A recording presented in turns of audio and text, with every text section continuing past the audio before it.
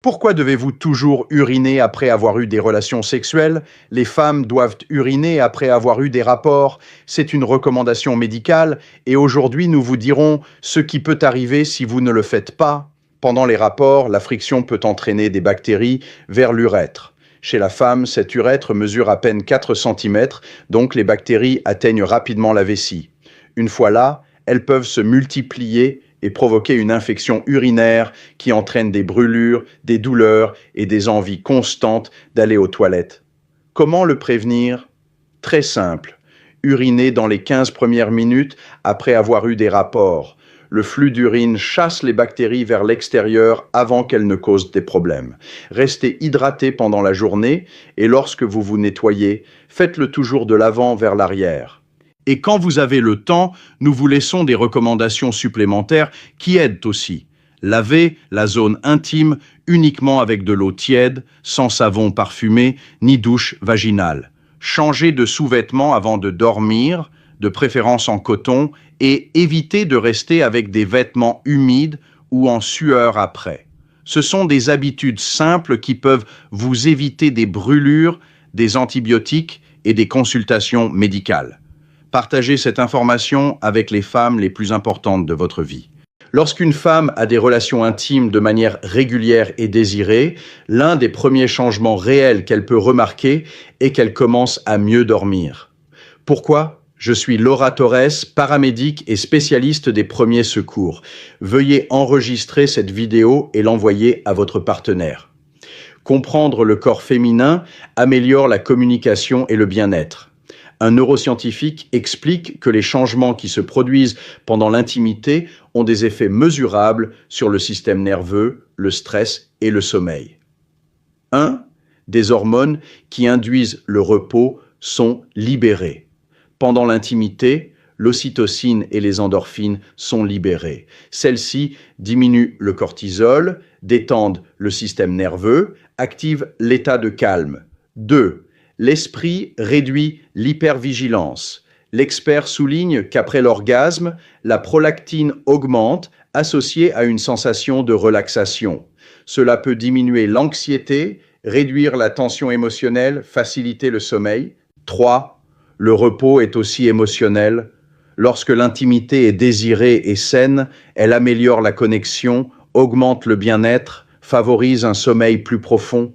Et quelque chose d'important, l'intimité ne s'exige pas, elle se partage. Elle doit toujours être consensuelle, avec respect et tranquillité émotionnelle. S'il y a pression ou inconfort, le corps ne se repose pas, il se stresse. Ce contenu est informatif, n'implique aucune obligation, ni ne constitue un traitement médical et ne remplace pas l'évaluation médicale. Un bébé peut-il se rendre compte lorsque les parents ont des relations sexuelles pendant la grossesse?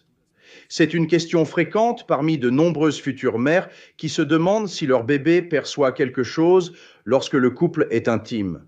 Le bébé ne comprend pas ce qui se passe en dehors de l'utérus, mais il remarque certains changements dans le corps de la mère. Pendant l'acte sexuel, la respiration et le rythme cardiaque maternel augmentent et l'organisme libère des hormones associées au bien-être, comme les endorphines et l'ocytocine. Ces substances traversent le placenta et génèrent chez le bébé une sensation de calme et de bien-être sans lui causer d'inconfort ni de dommages. Cependant, si la mère présente des situations à risque comme une menace d'avortement, un placenta prévia, une perte de liquide amniotique ou si le professionnel de santé indique d'éviter les relations, il est plus prudent de s'abstenir pour protéger les deux. Dans une grossesse sans complications, une intimité douce, respectueuse et dans des positions confortables n'est pas seulement sûre, mais peut également renforcer la connexion émotionnelle et le bien-être du couple. Arrête d'utiliser ton téléphone lorsque tu es aux toilettes. Cela peut avoir de graves conséquences. Tu entres aux toilettes avec ton portable et sans t'en rendre compte, tu restes beaucoup plus longtemps que tu ne le devrais. Tu t'assois, tu le sors, tu commences à regarder quelque chose juste un instant, mais les minutes passent, plus que tu ne le penses, et ton corps le ressent. S'il te plaît, partage cette vidéo avec quelqu'un qui entre toujours aux toilettes avec son portable, cela compte vraiment. Je suis Laura Torres, paramédic et spécialiste des premiers secours, parce que le problème n'est pas le portable, c'est ce qu'il provoque. Il te fait rester, il te distrait et il te maintient dans une position qui n'est pas conçue pour durer aussi longtemps. En restant assis plus que nécessaire, la pression dans la zone augmente et avec le temps, cela peut provoquer des hémorroïdes, de la douleur, de l'inflammation, des gènes en s'asseyant ou en évacuant.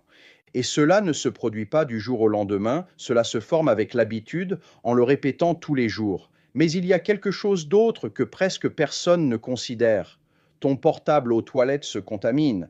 Des bactéries de l'environnement, de l'air, des surfaces s'y déposent et ensuite tu le mets sur ton visage, dans ton lit, sur la table, dans tes mains, sans le nettoyer, toute la journée. Et c'est là que le problème devient invisible. Diverses études ont identifié des bactéries comme E. coli sur les téléphones portables, surtout lorsqu'ils sont utilisés dans des environnements comme les toilettes. Et c'est là que cela devient important. Évite d'utiliser ton portable pendant que tu es aux toilettes. Ne reste pas plus que nécessaire assis. Nettoie ton téléphone fréquemment. Si tu veux te distraire, fais-le à l'extérieur. Ce sont des habitudes simples, mais répétées tous les jours, elles font une différence. Dis-le à quelqu'un qui entre toujours avec son portable, celui qui dit ⁇ J'arrive tout de suite ⁇ parce que le problème n'est pas d'entrer aux toilettes, c'est de rester plus longtemps que ton corps n'en a besoin. Ce contenu est informatif et éducatif, il ne remplace pas une évaluation médicale.